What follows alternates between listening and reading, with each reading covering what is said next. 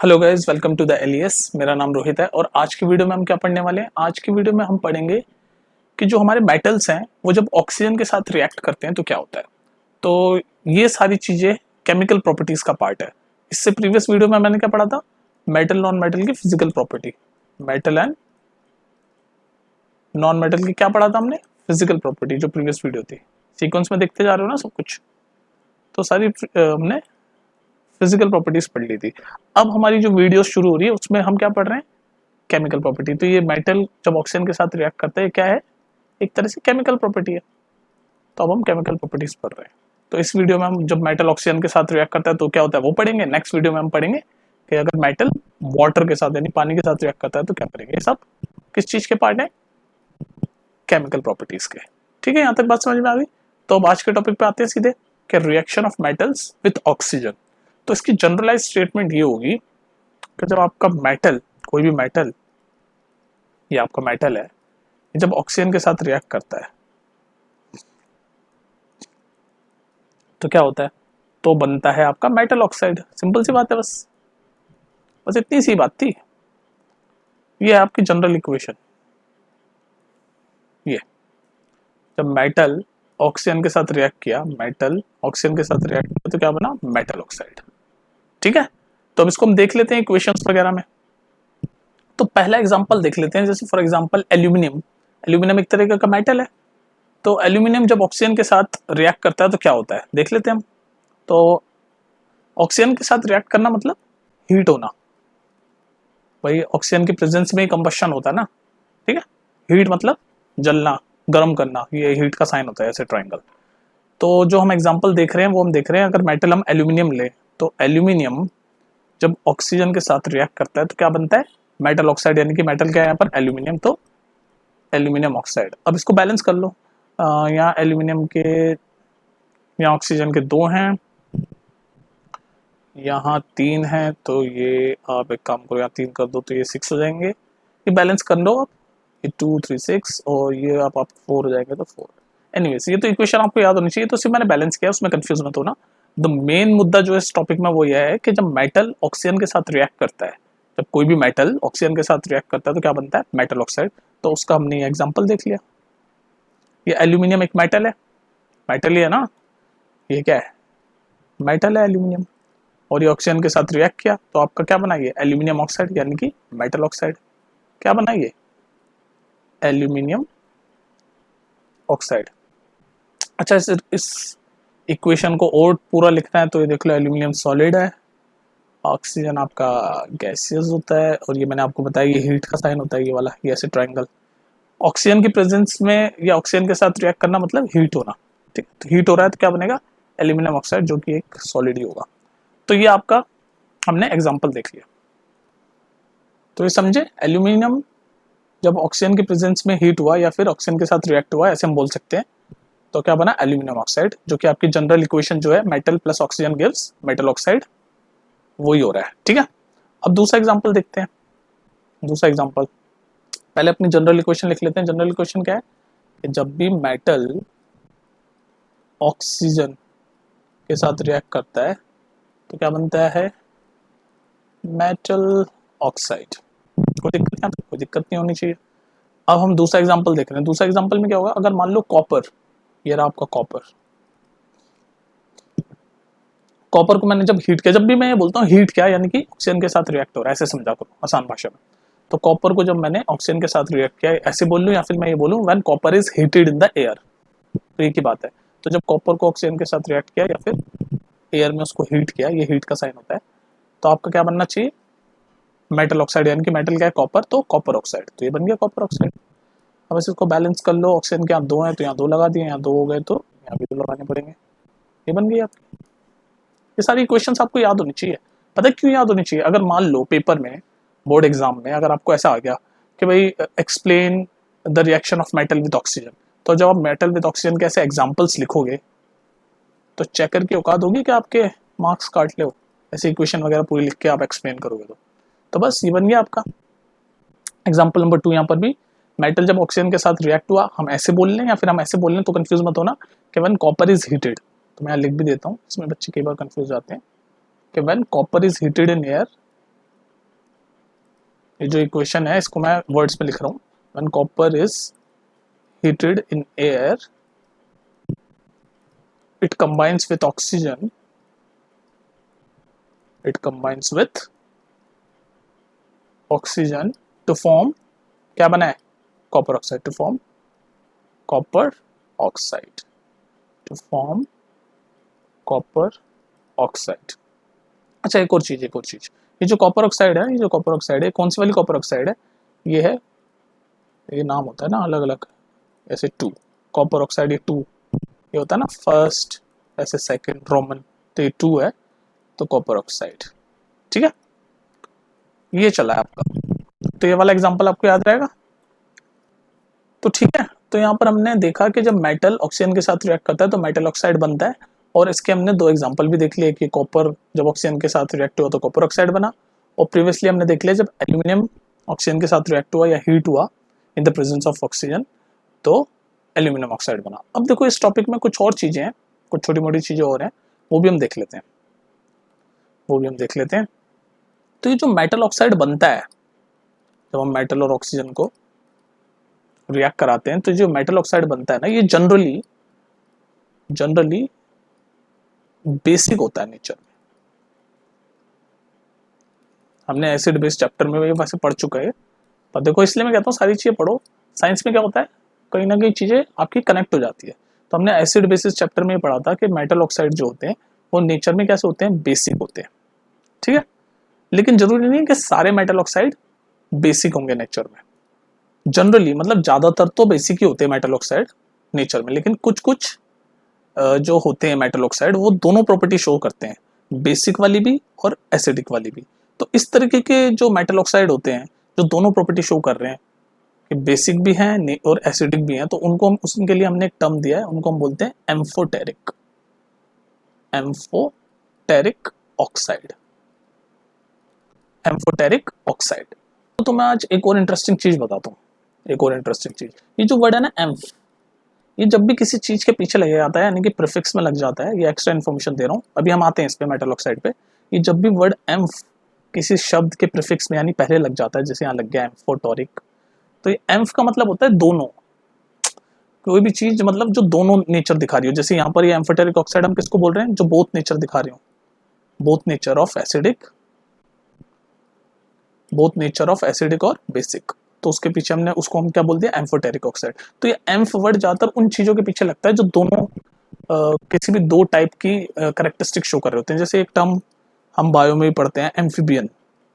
Amphibian क्या होते हैं, ऐसे एनिमल जो बाहर भी लैंड पे भी रह सकते हैं और वाटर में भी रह सकते हैं, तो ये तो क्या एम्फ, दोनों करेक्टर वाले। ये बस मैं थोड़ा सा तुम्हें एक नॉलेज दे रहा था कि ताकि आइडिया हो जाए एम्फ वर्ड जब कभी भी आए तो। एनीवेज अब आते हैं वापस टॉपिक पे कि मेटल ऑक्साइड जनरली तो बेसिक होते हैं नेचर में, लेकिन जो मेटल ऑक्साइड बोथ क्या नाम है आपका, बेसिक और एसिडिक दोनों नेचर दिखाते हैं, उनको हम बोलते हैं एम्फोटेरिक ऑक्साइड। तो एम्फोटेरिक ऑक्साइड के कुछ एग्जांपल हैं, जैसे अभी हमने प्रीवियसली पढ़ा एल्यूमिनियम ऑक्साइड, वो एम्फोटेरिक ही है, वो एसिडिक भी होता है, एसिडिक करेक्टरिस्टिक भी दिखाता है और बेसिक करेक्टरिस्टिक भी दिखा देता है। तो आपके एम्फोटेरिक ऑक्साइड के अगर आपसे कोई एग्जांपल पूछे तो एल्यूमिनियम ऑक्साइड, और क्या एग्जांपल हो सकता है, जिंक ऑक्साइड, जिंक ऑक्साइड भी एम्फोटेरिक होता है।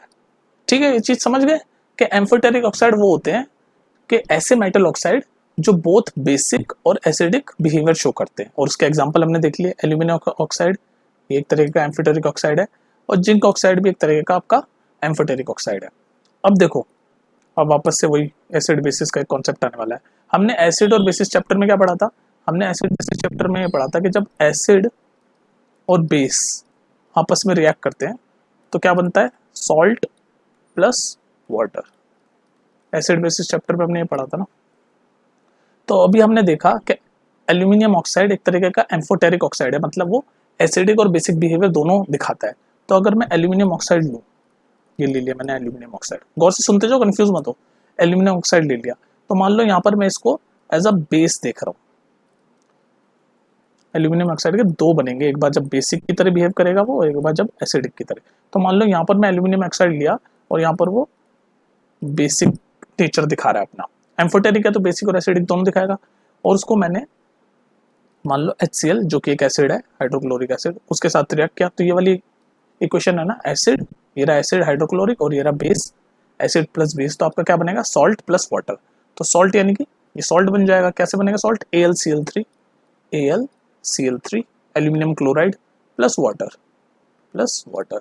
इसको बैलेंस कर लो भाई, ऑक्सीजन के 3 होने चाहिए, तो ये 3 यहाँ डाल दिए, हाइड्रोजन के यहाँ 6 हो गए, तो यहाँ 6, आई थिंक सब कुछ बैलेंस है, एल्यूमिनियम के यहाँ 2 हैं, तो यहाँ 2 होंगे, ठीक है। ये बैलेंस सीख लेना, सब बता रखा है। तो बेसिक प्लस एसिड हमने जब रिएक्ट किया तो यहाँ सॉल्ट बना, इस सॉल्ट का नाम है एल्यूमिनियम क्लोराइड और ये वाटर बन गया। तो ये भी एक तरीका का आपका कॉन्सेप्ट है कि आपका यहाँ पर एल्यूमिनियम ऑक्साइड बेसिक की तरह रिएक्ट किया, और जब हमने से एसिड यानी कि हाइड्रोक्लोरिक एसिड के साथ रिएक्ट किया तो एसिड और बेस बनके सॉल्ट प्लस वाटर बन गया। अब देखो दूसरी क्वेश्चन में, अगर यही एल्यूमिनियम ऑक्साइड जब एसिड की तरह बिहेव करेगा तो क्या होगा, तो वापस से हमने ले लिया एल्यूमिनियम ऑक्साइड और यहाँ पर ये एसिड की तरह बिहेव कर रहा है। दोनों तरह से कर सकता है ना, ये तो एम्फोटेरिक है, तो ये एसिड है, तो दूसरा हम बेस लेंगे, तो बेस हम ले लेते हैं सोडियम हाइड्रोक्साइड, हमें पता है सोडियम हाइड्रोक्साइड बेस होता है, तो ये ले लिया हमने सोडियम हाइड्रोक्साइड, तो क्या बनेगा सॉल्ट, कौन सा सॉल्ट बनेगा, सोडियम एल्यूमिनेट, सोडियम, ये बैलेंस भी करता जा रहा हूं मैं साथ में, sodium aluminate plus salt plus water, ये बन गई, ये दूसरी इक्वेशन। तो ये जो मैं आपको समझा रहा हूँ, ये बस आपको एम्फोटेरिक नेचर दिखा रहा हूँ मैं एल्यूमिनियम ऑक्साइड का। देखो यहाँ पर ये बेस की तरह रिएक्ट किया, तो एसिड जब एसिड के साथ और बेस के साथ रिएक्ट हुआ तो सॉल्ट प्लस वाटर, आपकी ये जनरल इक्वेशन बन गई। और यहाँ पर एसिड की तरह रिएक्ट किया तो हमने जब दूसरा चीज बेस ली जो कि सोडियम हाइड्रोक्साइड, तो वो बना वही सॉल्ट प्लस वाटर। तो ये समझाने के लिए आपको चीज, ठीक है, कंफ्यूजिंग हो रहा है थोड़ा सा, ये नाम देख लो इनके, इसका नाम है ये जो बना था ऊपर एल्यूमिनियम, यहाँ लिख देता हूँ कोई बच्चा कंफ्यूज ना हो, इसका नाम है एल्यूमिनियम क्लोराइड सॉल्ट, और यहाँ पर ये जो बना है इसका नाम है सोडियम एल्यूमिनेट, सोडियम एल्यूमिनेट, ठीक है। तो आपको आई होप समझ आ गया होगा कि एम्फोटेरिक ऑक्साइड क्या होता है, उसका एक एग्जांपल हमने देख लिया कि ये देखो एल्यूमिनियम ऑक्साइड यहाँ बेस की तरह बिहेव कर रहा है और यहाँ पर एसिड की तरह बिहेव कर रहा है, और फिर हमने ये इक्वेशन से हमने समझा भी दिया, acid plus base gives salt plus water, ये तो एसिड बेसिस में आप पढ़ चुके हैं। अच्छा, एक और चीज मेटल ऑक्साइड से रिलेटेड, एक और कॉन्सेप्ट, मेटल ऑक्साइड जो होते हैं हमने अभी देख लिया, मेटल ऑक्साइड जनरली बेसिक होते हैं, लेकिन कुछ कुछ एम्फोटेरिक ऑक्साइड भी होते हैं, जैसे एल्यूमिनियम ऑक्साइड का एग्जांपल देख लिया। एक और चीज मेटल ऑक्साइड का, या फिर एक और प्रॉपर्टी मेटल ऑक्साइड की, ये बोल सकते हैं कि मेटल ऑक्साइड जो होते हैं, metal oxides are insoluble in water, पानी के अंदर घुलते नहीं है, इनसॉल्युबल मतलब घुलेंगे नहीं मेटल ऑक्साइड्स। अब हर चीज में, केमिस्ट्री में यही है, हर चीज में एक्सेप्शन होता है। तो मैंने जैसे प्रीवियस में देखा था कि मेटल ऑक्साइड बेसिक होते हैं नेचर में, पर एक्सेप्शन क्या था, एम्फोटेरिक ऑक्साइड, जैसे एल्यूमिनियम ऑक्साइड और जिंक ऑक्साइड, वो बेसिक भी होते हैं, बिहेवियर का शो करते हैं और एसिडिक भी शो करते हैं। तो ये जो दूसरी प्रॉपर्टी है मेटल ऑक्साइड की, कि जनरली वो पानी में इनसॉल्युबल होते हैं, लेकिन एक्सेप्शन क्या है, एक्सेप्शन होते हैं हमेशा, क्या करोगे, केमिस्ट्री का ये पंगा है। तो मेटल ऑक्साइड जनरली तो इनसॉल्युबल होते हैं पानी में, लेकिन कुछ ऐसे मेटल ऑक्साइड होते हैं जो पानी में डिसॉल्व हो जाते हैं। तो जो मेटल ऑक्साइड पानी में डिसॉल्व हो जाते हैं उनका एग्जांपल है सोडियम ऑक्साइड, सोडियम मेटल ही है ना, तो मेटल ऑक्साइड, और पोटेशियम ऑक्साइड, पोटेशियम भी मेटल है तो मेटल ऑक्साइड। ये दोनों जो ऑक्साइड हैं, मेटल ऑक्साइड हैं, ये क्या डिसॉल्व कर जाते हैं वाटर में, dissolves in water to form alkali. Alkali में वर्ड से कंफ्यूज मत हो ना, ऐसे मेटल ऑक्साइड जो पानी में घुल जाते हैं उनको हम बोलते हैं अल्कली, अल्कली बना रहे हो, बस ये एक नाम है, ठीक है। तो ये एक्सेप्शन था भाई, जनरली तो इनसॉल्युबल होते हैं, लेकिन ये कुछ दो एग्जांपल हैं या एक्सेप्शन है, सोडियम ऑक्साइड और पोटेशियम ऑक्साइड, जो कि पानी में डिसॉल्व हो जाते हैं, घुल जाते हैं। अच्छा, इन दोनों का अगर आपको रिएक्शन देखना है, इक्वेशन देखना है, तो भी देख लो। सोडियम ऑक्साइड यानी कि सोडियम ऑक्साइड Na2O पानी में हमने मिलाया तो घुल जाएगा, तो डिसॉल्व हो जाएगा और क्या बनेगा, अल्कली, तो क्या बनेगा, सोडियम हाइड्रोक्साइड, सोडियम हाइड्रोक्साइड। ये अगर आपको रिएक्शन देखनी है तो आप ये रिएक्शन भी देख सकते हो। पोटेशियम ऑक्साइड का भी देख लो, पोटेशियम ऑक्साइड यानी K2O, पानी में हमने इसको मिलाया तो क्या बनेगा, पोटेशियम हाइड्रोक्साइड, KOH, ठीक। ये अल्कली है, अल्कली मतलब जो डिसॉल्व हो जाता है उसको हम बोलते हैं अल्कली। बेसिकली ऐसे बेस जो पानी में डिसॉल्व हो जाते हैं उनको हम अल्कली बोलते हैं। ये मैं सब एक्सप्लेन कर चुका हूँ आपको एसिड बेसिस में, ठीक है। तो ये था आपका। अच्छा जी, अब एक और चीज़ समझानी है मुझे आपको। आई होप लंबी नहीं हो रही हो वीडियो। सुन लेना, 2-3 बार सुना करो हर वीडियो को। एक बारी में कई बार इन्फॉर्मेशन ज़्यादा हो जाती है तो सर के ऊपर से निकल जाता है लोगों के। अब मैंने जैसे कि आपको बताया कि भाई मेटल जो है, हमने सबसे पहले बताया ऑक्सीजन के साथ रिएक्ट करता है और आपका बना देता है मेटल ऑक्साइड। यही पढ़ा था हमने, यही आज की वीडियो का टॉपिक भी है कि भाई मेटल जब ऑक्सीजन के साथ रिएक्ट करता है तो क्या होता है। अब जैसे मेटल जो है वो ऑक्सीजन के साथ रिएक्ट तो करते हैं, पर हर मेटल ऑक्सीजन के साथ सेम रेट के साथ रिएक्ट नहीं करता। तो उसके लिए हमने पहले भी पढ़ा, एक रिएक्टिविटी सीरीज होती है। रिएक्टिविटी सीरीज, वो रिएक्टिविटी सीरीज ये बताती है कौन सा मेटल कितना ज्यादा रिएक्टिव है। तो जो मेटल बहुत ज्यादा रिएक्टिव होगा वो जल्दी से ऑक्सीजन के साथ रिएक्ट कर जाएगा, जो बहुत लीस्ट रिएक्टिव मेटल होगा वो जल्दी से रिएक्ट ही नहीं करेगा। ठीक है, तो ये रिएक्टिव आपके मेटल की रिएक्टिविटी पे डिपेंड करता है। तो मेटल की रिएक्टिविटी सीरीज ये आपको आई थिंक एसिड बेसिस में पढ़ा चुका हूँ, यहाँ थोड़ा सा और देख लो। ऐसे होती हो, पोटेशियम सबसे ज़्यादा रिएक्टिव होता है, फिर सोडियम होता है, अच्छा फिर कैल्शियम, मैग्नीशियम, है ना, ऐसे चलता रहता है। एल्यूमिनियम, जिंक, आयरन, उसके बाद टिन यानी कि ये, और लास्ट में मतलब गोल्ड और सिल्वर, AgAu, ये सबसे कम रिएक्टिव। ऐसे रिएक्टिविटी सीरीज डाउन जा रही है। तो कहने का मतलब ये है कि ये जो अगर पोटेशियम या सोडियम को अगर मैं ऑक्सीजन के साथ रिएक्ट करूं तो ये सबसे ज़्यादा रिएक्टिव है, सबसे ऊपर है रिएक्टिविटी सीरीज में। तो ये बहुत तेज़ी से रिएक्ट कर जाएंगे ऑक्सीजन के साथ, और इतनी तेज़ी से रिएक्ट कर जाते हैं कि हम इनको ओपनली रख ही नहीं सकते, क्योंकि ये बहुत रिएक्टिव है दोनों। तो हम इनको पोटेशियम और सोडियम को रूम टेम्परेचर में ओपन नहीं रखते, हम इनको ये कैरोसिन में डुबो के रखते हैं, कैरोसिन में इमर्स करके रखते हैं। क्योंकि अगर हम ओपन रखेंगे तो हवा में जो ऑक्सीजन है उससे रिएक्ट करके बंद कर जाएगा, जल जाएगा। इतने ज़्यादा रिएक्टिव होते हैं दोनों मेटल, सोडियम और पोटेशियम। और ऑन द अदर एंड जो सबसे नीचे के हैं सिल्वर और गोल्ड, ये बहुत कम रिएक्टिव है, ये रिएक्ट ही नहीं करेंगे। आप इनको जला दो जलेंगे ही नहीं है। सिल्वर और गोल्ड कहाँ जलता है, नहीं जलता ना जल्दी से। तो बस इस वाली टॉपिक में या इस चीज में मैं यही समझाना चाह रहा हूँ कि जो मेटल ऑक्सीजन के साथ रिएक्ट होते हैं वो सब एक स्पीड पे रिएक्ट नहीं होते। जो मेटल की रिएक्टिविटी ज्यादा है, जैसे मैंने बताया सोडियम और पोटेशियम, ये टॉप पे हैं, सबसे ज्यादा रिएक्टिव मेटल है। तो इतनी तेजी से रिएक्ट करते हैं कि हम इनको ओपन रख ही नहीं सकते खुले में, हम इनको कैरोसिन में डुबो के रखना पड़ता है हमें, क्योंकि ओपन रखेंगे तो जल जाएगा। तो ये जल्दी से रिएक्ट कर जाएंगे। और कुछ होते हैं जो बिल्कुल रिएक्ट नहीं करते, जैसे लीस्ट वाले हैं। तो बस ये मैं समझाना चाह रहा था, ये भी एक आपकी कॉन्सेप्ट है। ठीक है गाइस, तो आई थिंक ये वीडियो आपकी खत्म हो गई है, reaction of metal with oxygen की। इसमें सारी चीज़ें कवर है आपकी। इस टॉपिक पे अगर कुछ भी आया तो फोड़ दोगे तुम लोग। मैं रिकमेंड करूंगा इसको 2 बार सुनो। रीज़न क्या है कि इसमें थोड़ी सी चीज़ें ज़्यादा और कंफ्यूज हो सकते हो आप। ठीक है, और अगर एक बार ही सुनना चाहते हो तो आपकी मर्जी। तो क्या करें, हाँ कंक्लूड करें क्या? चलो कंक्लूड नहीं यार, लंबी हो जाएगी। आप खुद इसको 2 बार सुन लेना, कंक्लूड मत करो, बोर नहीं करना चाह रहा मैं तुम्हें। तो मिलते हैं फिर नेक्स्ट वीडियो में। और नेक्स्ट वीडियो में हम क्या पढ़ेंगे ये बता देता हूँ मैं। अभी हमने पढ़ा reaction of metal with oxygen, अब हम पढ़ेंगे रिएक्शन ऑफ मेटल विथ, या फिर मैं ऐसे लिख देता हूँ, मेटल जब पानी के साथ रिएक्ट करता है तो क्या होगा, वो हम नेक्स्ट वीडियो में पढ़ेंगे। ठीक है गाइस, और ज़्यादा स्ट्रेस मत लेना, आराम से वीडियोस देखते जाओ। वैसे ही ऑलरेडी सारा कोर्स कंप्लीट है। इंटेक्स क्वेश्चन, एक्सरसाइज क्वेश्चन बहुत इंपॉर्टेंट होते हैं एनसीईआरटी के, उनको जरूर देखो। मैंने करा रखे हैं, शॉर्ट्स की फॉर्म में भी करा रखे हैं मैंने, ताकि जल्दी रिवाइज हो जाए। ठीक है, मिलते हैं फिर नेक्स्ट वीडियो में। Take care.